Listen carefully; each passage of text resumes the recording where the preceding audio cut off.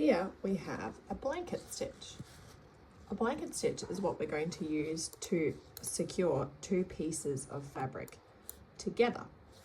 Now I have drawn my line in red so that you can see really easily. I use it as a guide, just like I did for the running stitch, to see where I should put my stitches. I'm going to draw it in red here too, but obviously you can do just pencil to help you. So I've got my pencil, my ruler. I'm going to do a line really close to the top of the fabric, probably just about a pinky's width below. I'm going to do it in red so you can see it really clearly. Now, just like we did with our running stitch, it's really important to know the front of your fabric and the back of your fabric so that you know where to put your knots. I'm going to face the front of the fabric towards me, but I'm going to push in with the back of my needle at the start, just here. This time you're going to pull almost all of the way. See, there's a little extra of my loop left here. What I'm going to do with that loop is put my needle through it here and then pull all the way through. Pull. That's because we're trying to catch the very top of the thread at the top of your two pieces of fabric. This is the first stitch. It looks a little funky. The next stitch will show you properly how the blanket stitch works. So I'm going from the back every single time, pushing my needle through, making sure it's lining up with my line. There we go.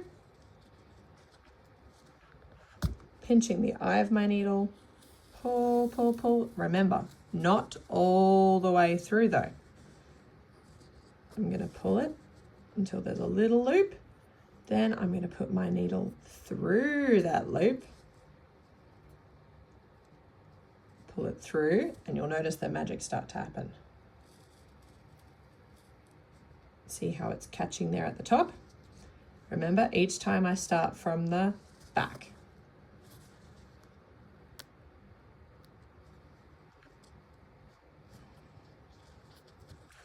Pinching the eye of my needle, pinch, pull, almost all the way until I have a loop. I'm going to push my needle through that loop and then I can pull all the way. And you'll notice it's starting to make a pattern. Try to pull just like Goldilocks, not too tight, not too loose. If I pull too hard, it will start to pinch my fabric together. And if I pull too loose, my line won't start forming at the top. I'm going to go from the back again. Found it. Pull, pull, pull, almost all the way. Here's my loop, pushing my needle through, and then I can pull.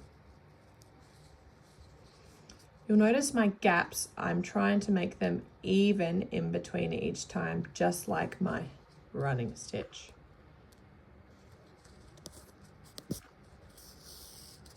Pull, pull, pull. Now, if I accidentally pull my thread too much through, so it's not very loose, that's okay. I can just slip my needle through that back part and it will still catch. There we go.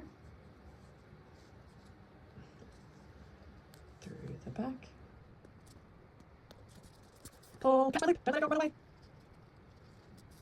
There we go. Pull. Oh, I didn't pull enough. Excellent.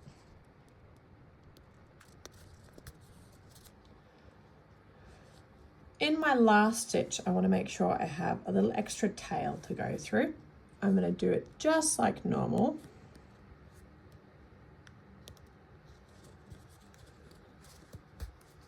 Pull, pull, pull, pull. Except this time, instead of looping through the back, I'm going to do one little tiny stitch. This time I'm going to do one little tiny stitch right next to my spot my needle just came out of. Pull it through the back.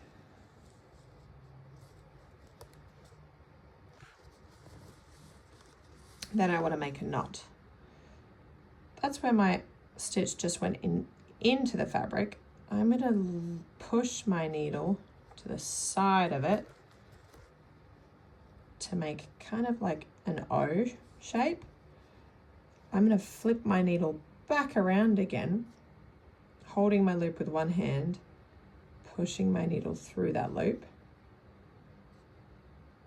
to make a knot. And I don't want this to go away, so I'm going to make a double knot.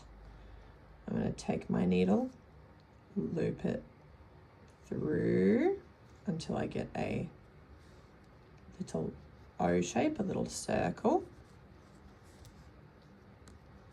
I'm going to flip my needle around and push it through the circle one more time, making a knot. Then I can cut my tail, not too short, just leaving a little extra space. Snip. There I have my blanket stitch.